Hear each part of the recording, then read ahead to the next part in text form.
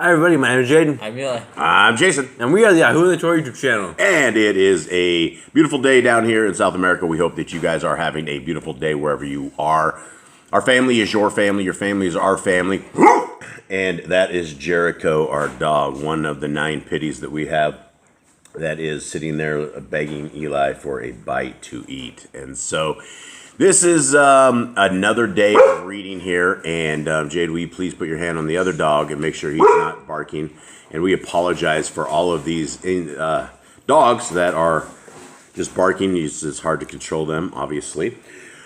We are the family who believes that the laws, statutes, and commandments of Genesis, Exodus, Leviticus, Numbers, and Deuteronomy is the laws for today. It's the laws for all of us. And in scriptures, it tells us that for all generations, these laws are for all of us.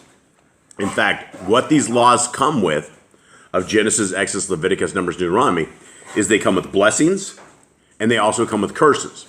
It comes with blessings if we keep them. Our Creator, Yahuwah, Elohim, will bless us, but it says He will also curse us if we don't keep the laws, statutes, and commandments of it.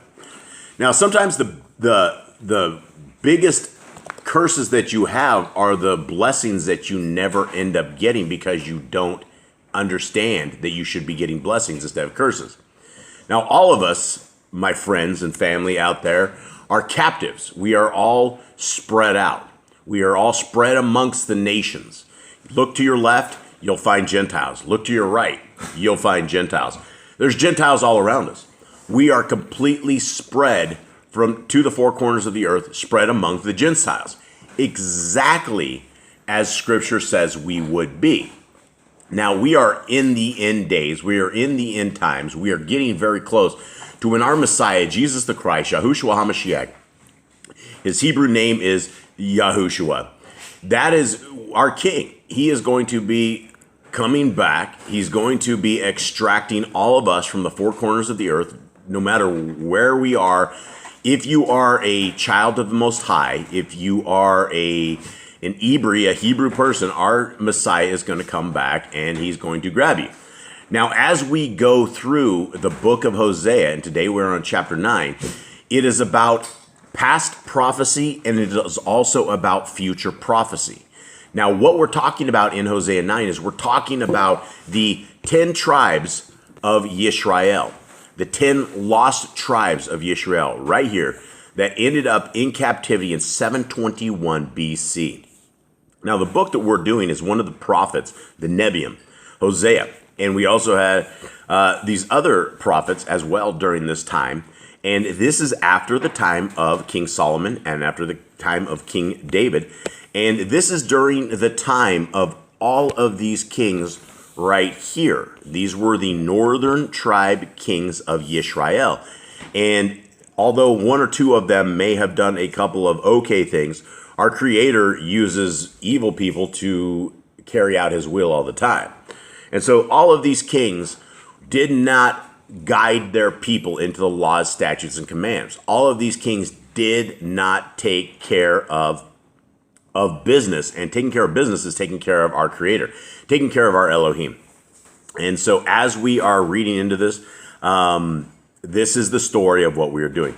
Now, before we get going, I would like to invite everybody over to YahScriptures.com. Now, YahScriptures.com is now doing pre-orders for a limited edition scriptures that is the cheapest scriptures anywhere that you will find.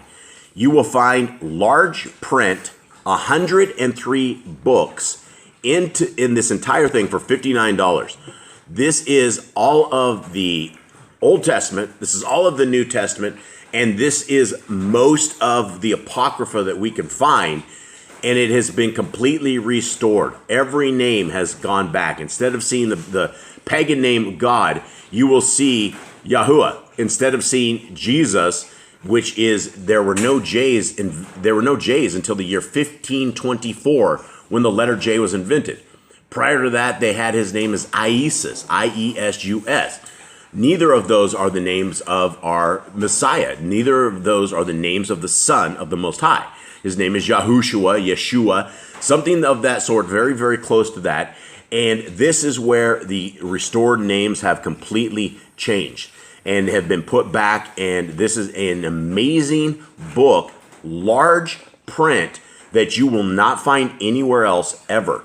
Now we are about 5 months away from having 5 to 6 months or less, somewhere around there, más o menos, more or less, to getting these from where we are having them shipped from.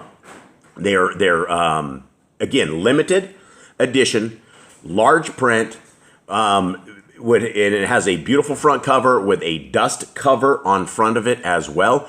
And it is it's available right now. And if you guys want to place your pre-orders, that would help us out tremendously to understand the need for this, to see if people are after this. And again, the Sefer charges $95 plus add-ons for something lesser than this.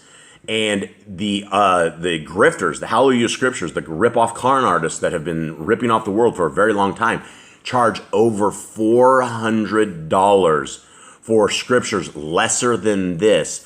And this is a bigger font, it's a bigger text, it's a better build, and it is available right now. So if you guys are looking for a gift or looking for to get this and get your name on this, we are taking the pre-orders for it right now. Please go right here. I will leave a link in the bottom.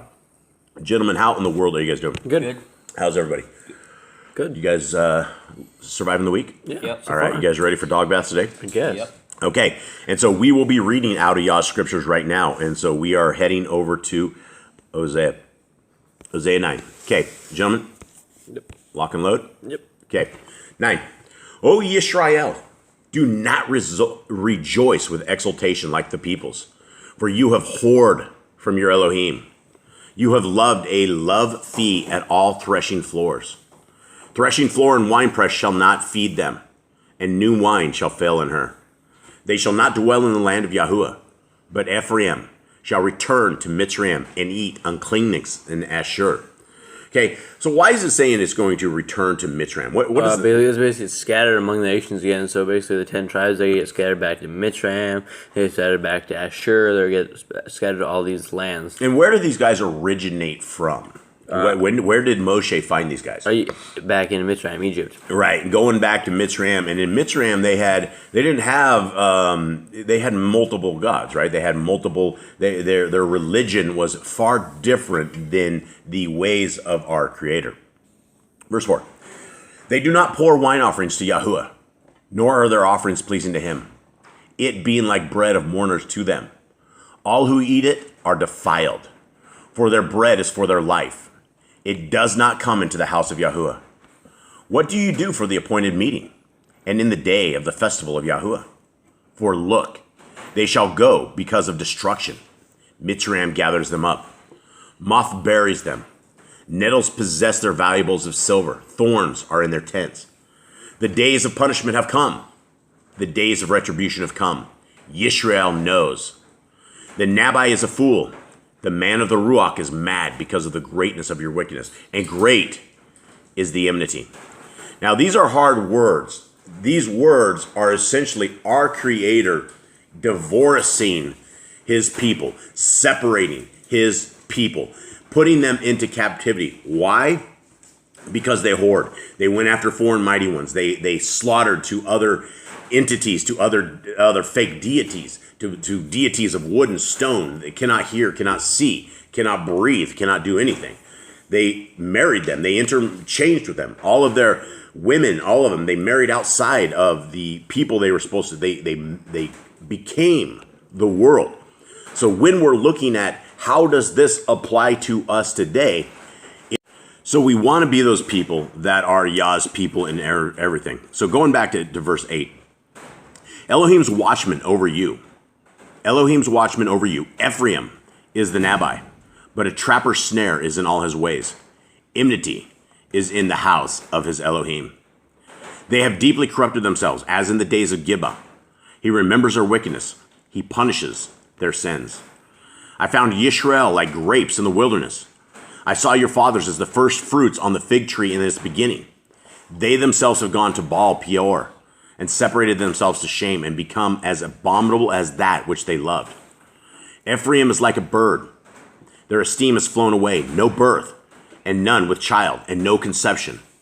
Though they bring up their children, I shall make them childless, without man, for it is woe to them when I turn away from them.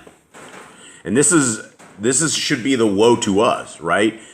Knowing that our Elohim, if he divorced, if he got rid of the people that were considered his people, his chosen people, because they did not choose him, then the same thing can happen to us. And walking these lands, walking this world without an Elohim that has you in the palm of his hands is a very scary thing, because we are up against demons and devils and darkness and Hasatan, and Scriptures clearly says that those who keep the laws, statutes, and commandments become a target of Hasatan.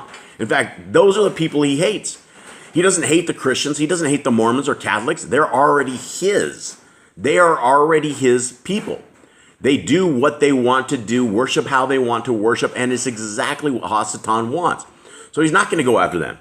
He's going to enhance their lives. He's going to make their lives better. That's why you're going to see rich Christians all over the place. And all of these people are extremely wealthy, most of them.